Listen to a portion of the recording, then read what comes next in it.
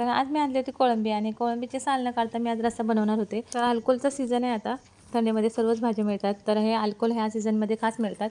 ह्याची चव बघाल तर कोबीसारखी असते. अगदी कच्चासुद्धा खातात जेवणाबरोबर आणि आमटीमध्ये बिरड्यामध्ये वगैरे सुद्धा छान लागतं. तर परवा मी सुकटीच्या रश्श्यामध्ये घातलं होतं तर खूप छान लागलं, म्हणून बोलले आज कोळंबीमध्ये टाकून बघूया. दुधीतल्या कोळंबीची सुद्धा रेसिपी आपल्या चॅनलवर मी अपलोड केलेली आहे. तर तिथेसुद्धा बघू शकता, खूप छान लागते ती भाजी. आणि ते बघू शकता तुम्ही म्हणाल की कोळंबीपेक्षा अल्कोलच जास्त दिसतोय. शिजल्यानंतर हे नरम होतात एकदम आणि एकजीव होतात रश्श्यामध्ये. तर परवाची आपली मटणाची रेसिपी होती, त्याच्यातमध्ये मी वाटण जो बनवला होता तो एक्स्ट्राचा होता, तर तोच घातला. तर आज मी चिंचेचा कोळ न घालता कोकम घालते आणि आपल्यासाठी स्पेशल राजापुरहून भेट आलेले आहे ह्या कोकम. तर रस्सा बनवत होती तेवढ्यात आमची रोजची कोळी बांगडे घेऊन आली.